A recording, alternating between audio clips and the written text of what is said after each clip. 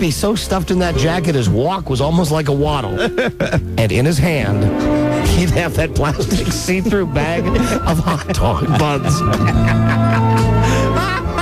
He looked like a little kid walking around with a sack in his hand. There you go. He'd talk to you, and he'd be slurring his words, and he'd take a bite of his bun, sort of ripping it off. And you couldn't understand what he was saying for sure. It was just this muffled noise. Get him the hot dog buns. Somebody talking through bread. He had something in his hands all the time. Some people say it was from nerves. I don't know. But I do know when he was down there at the ranch, he ate whatever he wanted. Hamburgers, steaks, and of course, hot dog buns. Sure. All kinds of stuff that put weight on him. He started really blowing up in January of '67, and he had this movie Clam Bake to do in March. I couldn't believe how big he got. That's the story of Elvis and his love of hot dog buns. That's a charming little tale of Elvis that most people didn't know. Just picture him on that horse with a bag of hot dog buns, hanging off the saddle. Because he was so high. Hey, man. Man, I can't stop leaning, Red. I'm gonna fall off this thing. Hey, Red. I'm by. Elvis's star on the Hollywood Walk of Fame is there, of course. Every lame star in the world has a star on the Hollywood Walk of Fame, and Elvis, although he's certainly not lame, he's lame there. at all. He's a megastar. And his star is in front of the Hollywood Fantasy Tours office. There you go. Flowers are put on his star every day, and this day is the day with the biggest crowd in front of Elvis's star. There happens to be a phone booth right there. Good chance for us to call and ask the $64,000 question. Yeah. Rob, is this the phone number of the tour place? Yeah, the tour place. Oh, it's the tour place. It's the tour place that's... May I help you? Yeah, hi, is this Fantasy Tours? Yes, it is. Hi, this is Don and Mike, and we're doing a national radio show right now. Pardon, I can't hear you. Hello? We're I doing can't hardly hear you. a national radio show right now, Oh, and we understand that your business is right in front of Elvis's star on the Hollywood Walk of Fame, right? We moved Oh, you moved. You're not quite a while ago. You're not near Elvis's star anymore? No, we're about a block and a half from Elvis's star now. Oh, so you're still within spitting distance of it. From radio. Yeah, Elvis's star is no longer in front of our business. We moved about 2 blocks down. Oh. Did you move because of the star? No. Can you see Elvis's star if you go outside of your business? Can you see down there? Can't see down that far. Normally on Elvis's birthday, aren't there all kinds of wackos outside there by his star? There's no wackos out there. We always thought... there are fans that'll go ahead and they'll show up, but there's no wackos. No wackos, okay. You don't have people like with a candlelight vigil hanging out in front of his star? I don't know what they do. I can't see from there. Listen, it sounds to me like you might be a good old-fashioned all-American Elvis fan. Elvis is good. Elvis is good. I really enjoyed his music, but I'm not an Elvis fan. Well, listen... Did you guys call yesterday? No, we didn't. Must have been some other crackerjack disc jockey team. Some other crackerjack called yesterday. Yes, they did. They beat you to it. Listen, you've been so nice. Let me give you a chance to win. Would you like a chance to win a prize? Oh, why not? Okay.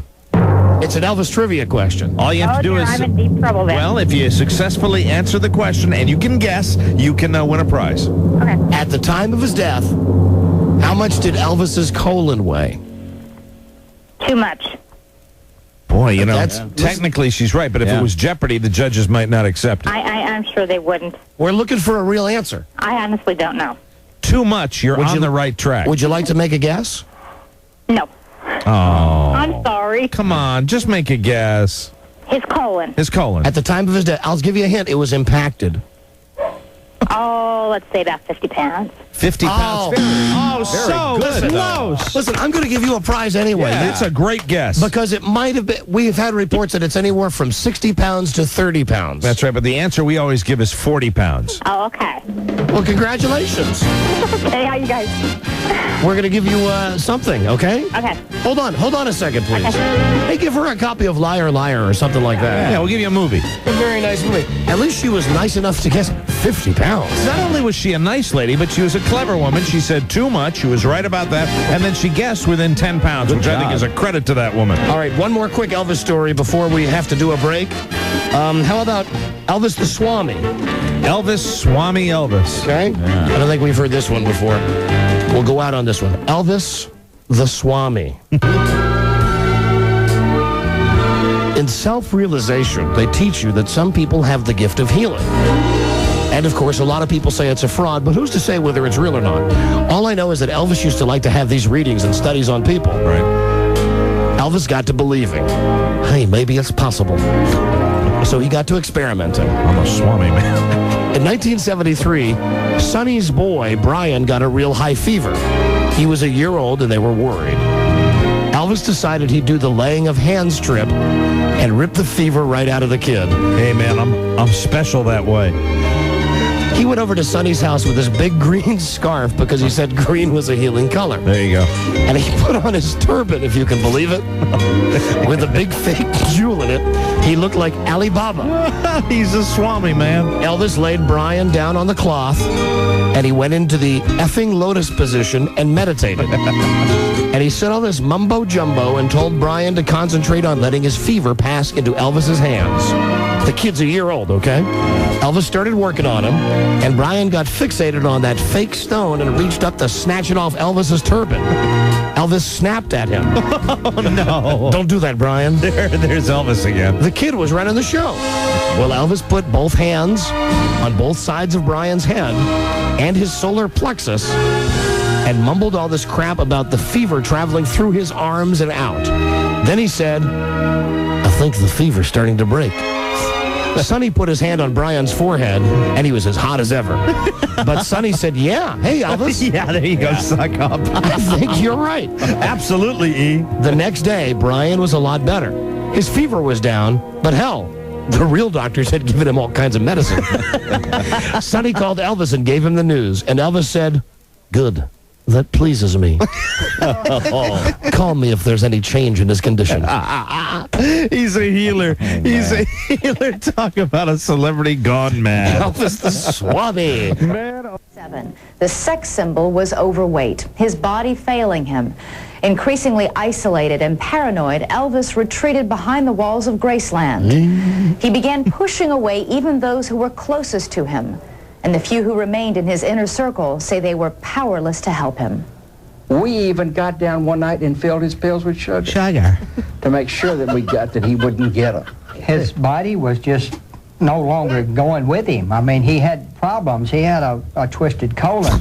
He had a liver disease. Yeah, man. And according to his former pals, Elvis wasn't even bathing regularly, relying on pills that people often take for medical reasons to reduce body odor. How you He doing? would take those. He thought those worked perfect, you know.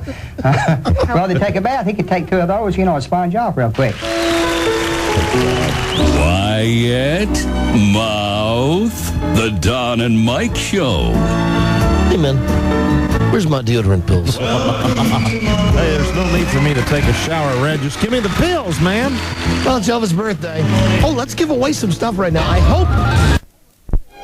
Mike, in the early 60s, Elvis's entourage took on its most problematic and entertaining member. A 40-pound chimpanzee named Scatter. Scatter, man. Elvis saw Scatter on a Memphis TV children's show. I want that thing. And Elvis said he wanted to buy the chimp as a companion. I guess he figured that Graceland was the kind of untamed place where a monkey would feel at home, said one of his friends. I think that's giving Elvis credit. Let's see. No one in the group foresaw the inevitable trouble that comes with mixing 8 guys, 150 girls, and a chimpanzee eager to make his reputation as rock and roll's ultimate party animal. There you go. Scatter was with us on our first trip cross-country with Elvis. We had him in a cage in the back of the Chrysler station wagon. One night, we checked into a motel in Flagstaff, Arizona. The chimp stayed in Lamar's room. All night long, we heard Scatter going, ba-bum, ba-bum, just running back and forth in the room. The next morning, Lamar said in his real quiet voice, you need to come in here and see this. Scatter had gotten up on the drapes and started swinging on them, and they were partially pulled down. And he had est all over them. Oh, God, it was a mess. Look what Scatter did in the hotel room. Lamar said Scatter was throwing everything he could find. He even est in his hands and threw it on the walls. Well, monkeys love doing Yes, that. chimps do that. Hey, you know, if you were a chimpanzee, you weren't as evolved as we were, and you could do it, you would too. I said, how are we going to get out of here without paying for this? And Lamar said, hey, you're with Elvis. Don't worry about it. So we closed the door and went and had breakfast at the restaurant across the way. Leaving the monkey in there. Yeah. About the time our food came, I looked out the window and I said, oh my God, the Mexican maid was knocking on the door. We all jumped up at the same time and tried to yell at her, but it was too late. Before we could get out of our chairs, she'd walked in and closed the door to start making up the room. Well, you can picture what it was like for a Mexican maid to open a hotel room in Flagstaff, Arizona. Sure. And find a chimpanzee inside. Scatter ran across the room and latched onto her. And she went bananas. She started screaming the most blood-curdling yell I've ever heard.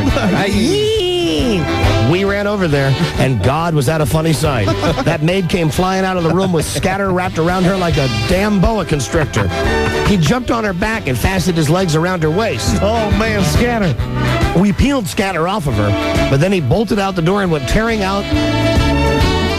Went out across the something, bad copy, and ran in front of the hotel. Yeah, man. He went right up the drain pipe and over the top. Wow. The maid was still screaming, and Scatter was on the roof, dancing up a storm, laughing at us. Alan said, what are we going to do?